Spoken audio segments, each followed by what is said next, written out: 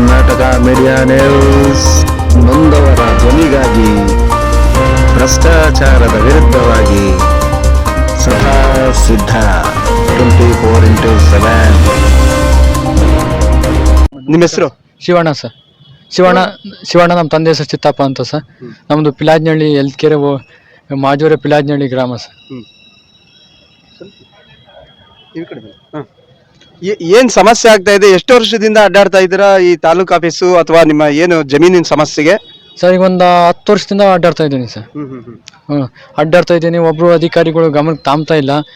ತುಂಬಾ ನಮ್ಮ ಜಮೀನೆಲ್ಲ ಇವು ಭೂ ಕಳ್ಳರು ತುಂಬಾ ದಬ್ಬಾಳಿಕೆ ಮಾಡಿಬಿಟ್ಟಿದ್ದಾರೆ. ನಮ್ಮ ಖಾತೆ ಜಮೀನು ಜಾಸ್ತಿ ಇಲ್ಲ. ಸರ್ಕಾರಿ ಜಮೀನಲ್ಲೇ ನಾವು ಜೀವನ ಸಾಗಿಸ್ತಾ ಇದ್ದೀವಿ. ಸರ್ಕಾರಿ ಜಮೀನಲ್ಲಿ ಜೀವನ ಸಾಗಿಸ್ತದಲ್ಲ ಒಟ್ಟ ಕೈಗಾರಿಕೆ ಇಲಾಖೆಯವರು ಒಂದು 5 ಎಕರೆ ಕಬ್ಬಳಿಸ್ಕೊಂಡ್ಬಿಟ್ಟು ಅವ್ರು ಕಾಂಪೌಂಡ್ ನಿರ್ಮಿಸಿದ್ದಾರೆ. ಜನ ಈ ಭೂ ಕಳ್ಳರು ರಾಜಕಾರಣಿ ಎಲ್ಲ ಅವ್ರನ್ನೆಲ್ಲ ಹಿಡ್ಕೊಂಡ್ಬಿಟ್ಟು ಅಧಿಕಾರಿಗಳೆಲ್ಲ ಅವ್ರ ಕೈಯೊಳಗೆ ಹಿಡ್ಕೊಂಡ್ಬಿಟ್ಟು ರೌಡಿಗಳು ದಬ್ಬಾಣಿಕೆ ಮಾಡಿ ಅವ್ರು ಒಟ್ಟು ಕಿತ್ಕೊಂಡ್ಬಿಟ್ಟಿದ್ದಾರೆ ಸರ್.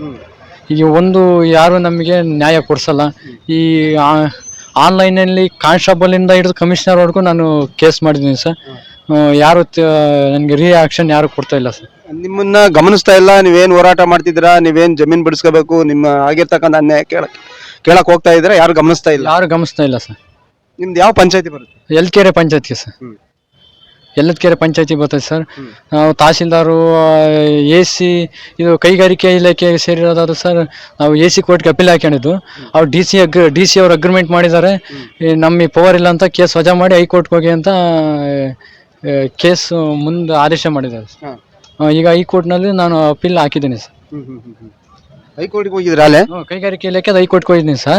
ಈ ನಿಮ್ಮ ಜಮೀನು ಇದೆಯಲ್ಲ, ನಿಮ್ಮ ಜಮೀನು ಬಿಟ್ಕೊಂಡು ಕೊಡ್ತಾ ಇಲ್ಲ, ಏನದು ಸಮಸ್ಯೆ? ನಮ್ಮ ಜಮೀನು ಬಿಟ್ಕೊಂಡು ಕೊಡ್ತಾರೆ. ನಮ್ಮದು ಅದು ಸರ್ಕಾರಿ ಜಮೀನು ಬಿಟ್ಮೇಲೆ ನಮಗೆ ಬೇರೆ ಜಮೀನೇ ಇಲ್ಲ ಸರ್, ಖಾತೆ ಜಮೀನು.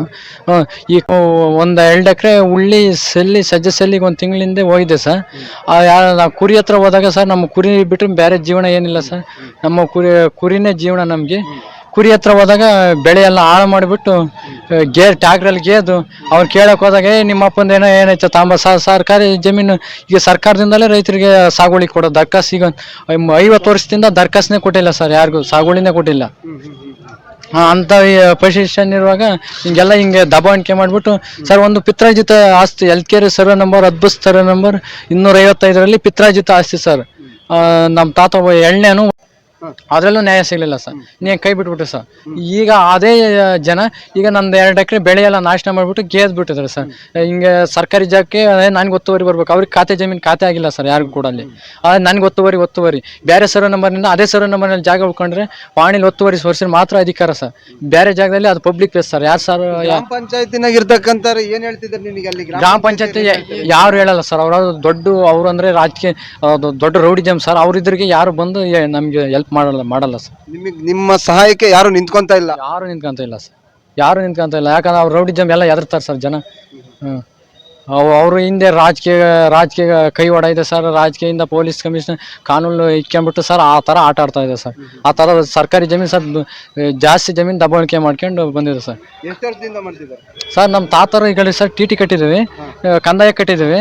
62ರಲ್ಲಿ ನಮ್ಮ ತಾತಗೆ ಬಗರ್ಕುಂನಲ್ಲಿ ಆ ದರ್ಖಾಸ್ನಲ್ಲಿ ಜಮೀನು ಇಡ್ತೀವಿ ಅಂತ ಅಬ್ಕಾರ ಇಲಾಖೆಯವರು ತಡೆಯಿರೋದು ಸರ್. ಇದು ಎಕ್ಸೈಜ್ ಜಮೀನು ಅಂತ. ಇಂದು ಸರ್ವೆ ನಂಬರ್ 228ರಲ್ಲಿ ನಾವು ನಮ್ಮ ತಾತಕ್ಕೆ ದರ್ಖಾಸ್ ಬಂದಿದೆ ಸರ್, ಮಂಜೂರಾತಿ ಮಾಡಿದ್ದಾರೆ. ಅಬ್ಕಾರ ಇಲಾಖೆಯವರು ಇದು ಎಕ್ಸೈಜ್ ಕರಬ್ ಅಂತ ತಡೆಯಿರೋದು ಸರ್. ಅಬ್ಕಾರ್ಯಾರು ಸರ್. ಎಕ್ಸೈಜ್ ಕರಬ್ ಅವಾಗ ಎಕ್ಸೈಜ್ ಕರಬ್ ಕೊಡ್ತಿರಲ್ಲ ಅಂತ ಸರ್, ಅದಕ್ಕೆ ಎಕ್ಸೈಜ್ ಕರಬ್ ಅಂತ ತಡೆಯಿರೋದು ಸರ್. ನಮ್ಮ ಹತ್ರ TT ಮುಂದಿಂದಾಗಿ ಅದು ಇನ್ನು ಎಲ್ಕೆರೆ ಸರ್ವೆ ನಂಬರ್ 255ರಲ್ಲಿ ಅದೊಂದು ನಮ್ಮ ತಾತ ಪಿತ್ರಾರ್ಜಿತ ಆಸ್ತಿ ಸರ್. 1ನೇ ತಾತನ ಹೆಸರಿನಲ್ಲಿ ಜಮೀನಿದೆ ಸರ್. 2ನೇ ತಾತ ನಮ್ಮ ತಾತ ಸರ್.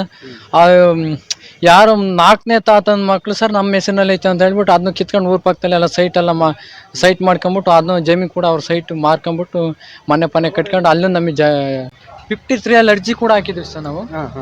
50 ನೋಡಿ ಸರ್, ಇಲ್ಲಿ 53 ಅರ್ಜಿ ಕೂಡ ಇದೆ. ಇಲ್ಲಿ ಸುಧಾಕರ್ ಅವರು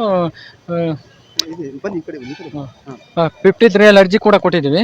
ಸುಧಾಕರ್ ಸಾಹೇಬ್ರವರು RIಗೂ ಸೆಕ್ರೆಟರಿಗೂ ತೀರ್ಮಾನಿಸಿದ್ದಾರೆ ಸರ್. ತೀರ್ಮಾನಿಸಿ ಜಮೀನು ಮಾಡಿದಾರೋ ಇಲ್ಲೋ ಅಂತ ಮತ್ತೆ ಕಮಿಟಿಗೆ ಇಡ್ರಿ ಅಂತ ಹೇಳಿದ್ದಾರೆ ಸರ್. ಅದಕ್ಕೆ ಅವರು ಅವಾಗ ಜಮೀನು ಗಿಡ ಬೆಳೆಸಿದ್ರು ಸರ್. ನಾವು ಅವರು ಜಮೀನು ಇದು ಮಾಡಿಲ್ಲ ಅಂತ ಹೇಳ್ಬಿಟ್ಟು ಅರ್ಜಿ ರಿಜೆಕ್ಟ್ ಮಾಡಿದ್ರು. ಅರ್ಜಿ ವಜಾ ಮಾಡಿ. ವಜಾ ಮಾಡಿದ್ರು ಸರ್. ಮತ್ತೆ ನೀವು ಯಾವ ನಿಟ್ಟಿನಾಗಿ ಹೋರಾಟ ಏನ್ ಮಾಡ್ತಿದ್ರೆ ಏನಾಗ್ಬೇಕು ನಿಮಗೆ? ಸರ್ ಫೈನಲ್ ನಮಗೆ ಜಮೀನು ಬಿಡಿಸ್ಕೊಡ್ಬೇಕು ಸರ್ ಕಂದಾಯ ಅಧಿಕಾರಿಗಳು. ಹೌದಾ? ಹೌದು ಸರ್. ಹಿರಿಯೂರು ತಹಸೀಲ್ದಾರ್ಗೆ ಹೋಗಿದ್ರ? ಹೋಗಿದೆ ಸರ್. ಬಡ ಬಿದ್ದಿದೆ, ಮರುಗು ಕಾಲಾವಧಿ ತಡೀರಿ ನಾವು ರಿಜಿಸ್ಟರ್ ಮಾಡ್ತೀವಿ ಅಂತ ಕೊಟ್ಟಿದ್ರು ಸರ್ ಅವರು. ಹಂಗ ಅವೆಲ್ಲ ಆರ್ಡರ್ ಕಾಪಿ ತೋರಿಸಿರು. ಭೂ ಕಾರ್ಡ್ರ್ ಮಾತ್ರ ದಬಾವಣಿಕೆ ಮಾಡಿ ರೌಡಿಜಮ್ ಮಾಡ್ಕೊಂಡು ಹೊಡಿಯೋದು ಬಡಿಯೋದು, ಗ್ಯಾಂಗ್ ಕಟ್ಕೊಂಡು ಇಡೀ ಗ್ಯಾಂಗ್ನೇ ಕಟ್ಕೊಂಡು ಬರ್ತಾರೆ ಸರ್. ಅವರೇ ಉಳಿಸಲಿದ್ದಾರೆ ಸರ್. ನಾನು ಬೆಳೆ ಹಾಳು ಮಾಡಿ ಈಗ ನಾನು ಮತ್ತೆ ರಿಟರ್ನ್ ಅನುಭವಕ್ಕೆ ಬಿಡಿಸ್ಕೊಡ್ಬೇಕು ಸರ್ ತಹಸೀಲ್ದಾರ್ ಅವರು.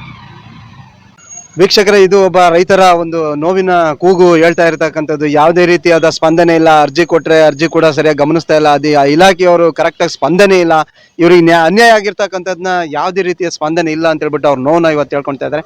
ಮುಂದಿನ ನಿಟ್ಟಿನಾಗ ಯಾವ ರೀತಿ ಇವ್ರನ್ನ ಸ್ಪಂದಿಸ್ತಾರೆ, ಈ ಸುದ್ದಿ ಮಾಡಿದಾದ್ಮೇಲೂ ಯಾವ ರೀತಿ ಅವರು ಕ್ರಮ ತಗೊಂತಾರೆ ಅಂತಕ್ಕಂಥದ್ದನ್ನ ವೀಕ್ಷಣೆ ಮಾಡೋಣ ಬನ್ನಿ ವೀಕ್ಷಕರೇ.